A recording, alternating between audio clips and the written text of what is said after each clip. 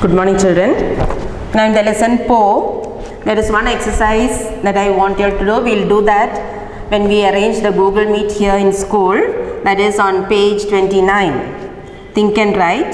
The author loves Poe very much and think of someone you love. Write down a few points about her or about him. Those who can attend the Google Meet, please attend it and we can discuss there. The others, yes, listen to what I am saying. You can write about your parents, about your friends, about anyone whom you like very much. Just 6 or 7 sentences about them. First you describe them, how they look, how they are, then why you like them very much, their name and how they are related to you, and also any favorite memory that you have about them, what they do for you. It can be your mother, your father, your grandmother, your grandfather, your friends, anyone. So we'll discuss that in the Google Meet. Okay. Now we move on to the next lesson. The next one is a poem. That is after the lesson. Let me see whether we can complete this poem or we'll omit the poem and complete the lessons. Lesson grammar there, so that is more important. 2 poems you have already studied in this term, isn't it? So if there is time, we'll go to that poem. Now we start the lesson. That is lesson 3. Crusoe finds a friend. Now you can see in the picture of a ship, isn't it? The ship, how it looked in the olden days, not the ship now in the modern day ship. No, in the olden days how a ship was built, how it looked. In Robinson Crusoe's time, sea voyages were very long and very risky. In those days, ships were not as strong and safe as they are today. Many of you must have read the book Robinson Crusoe written by Daniel Defoe. How he went for a voyage on a ship, a journey on sea. Sea voyage means a journey on sea by ship. Yes, and his ship was destroyed. And how he was left alone in an unknown place. For many years he lived there all alone until he finds one man. He saved that man's life and that man was a native of that place. So here is how a ship would have looked in Crusoe's time. You can see numbers 1, 2, 3, 4, 5 given there for different parts of the ship and we must name the parts. So write the numbers against the correct parts of the ship. So first one is the rudder. The rudder is a piece of wood or metal at the back of the ship. It can be moved to the right or left to change the ship's direction. That is number 3. You can see number 3 down part. It is a wooden piece of either made of wood or metal and it is used to change the direction of the ship. The second one, the hull is the main body or bulk of the ship including the bottom and the sides. That is number 5. Number 5 is called the hull. That is the main body of the ship. Then the next is the mast is a tall pole to which the ship's sails are tied for support. That is number 2. You can see 2 big long poles there. That is called the mast of the ship. Then the next one, the sail is a large piece of canvas which is stretched high on the ship. When the wind blows against the sail, it pushes the ship forward. That is number 1. The number 1 is called the sail of the ship. It is a big piece of canvas and as the wind blows, the sail moves, which means that it is able to move the direction of the ship. And the last one, the deck. The deck is the top part of the ship. It is like a floor which is open to the air and where people can sit or walk. You must have seen pictures. Yes, the deck of the ship. Nowadays modern ships are very much advanced, isn't it? There are many facilities on the ship and number 4 is called the deck of the ship. Now this is an extract from the book Robinson Crusoe by Daniel Defoe. Crusoe finds himself on an island after a shipwreck. He spends many years alone on the island until one day he saves the life of a local tribesman who becomes his devoted companion. Devoted companion means very famous, very loyal friend. Together, they plan to escape from the island. It is an island. All of you all know what is an island, isn't it? So, section 1. Now, before I take section 1, look at the picture shown there. You can see Crusoe and you can see the local tribesman. Both of them are having their meal. Now, section 1. I took Friday to my cave and gave him some bread, a bunch of raisins and a cup of water.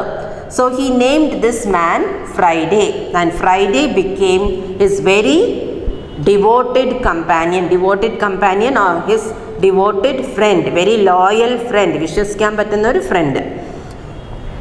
I then told him by actions to lie down and sleep on some rice straw and a blanket which I had placed there for him. So first he gave him some bread, a bunch of raisins, that means some dry grapes, and a cup of water. After having that, he told him, he showed actions because he did not know what language this man knew. Yes, and showing actions, he said, you lie down there, and he was able, he made to lie down on some rice straw, vaikol. Yes, and he gave him a blanket to cover. When he woke up, he looked for me. So after his sleep, he woke up and he was looking out. I was out milking my goats. I let him know that his name was to be Friday, which was the day on which I saved his life. So when this man woke up, he could not find Crusoe anywhere. So when he came outside, he saw that Crusoe was milking the goats. Yes, he was getting the milk from the goats. Yes, and then what happened? He told the man that I will call you Friday, because it was on a Friday that he had saved this man's life. That Crusoe had saved this man's life on a Friday. Taking a cup of milk, I drank some of it and moistened my bread in some. I gave Friday a cup of milk. He did the same thing with his bread, showing by signs that he thought it very good. So what did he do? After milking the goat, he took 1 cup of milk and drank it without boiling it. He drank it, and then what did he do? He took some piece of bread, wet it in the milk, and he ate it. So when Friday saw Crusoe doing this, he too did the same thing. Friday also took some piece of bread, wet it in the milk, and he ate it. And he said, showing by sign that it is very good. I gave him a pair of goat skin trousers. In the picture you can see both of them are wearing animal skin dress.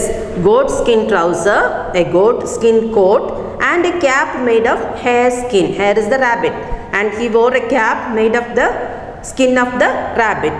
He was very proud of his clothes, though he hardly knew how to get around in them at first. So he was very proud to wear this new clothes that he got, that Crusoe gave him, and he did not know how to get inside the clothes first, because you know these tribes people, the Adivasis, they don't wear clothes like us, isn't it?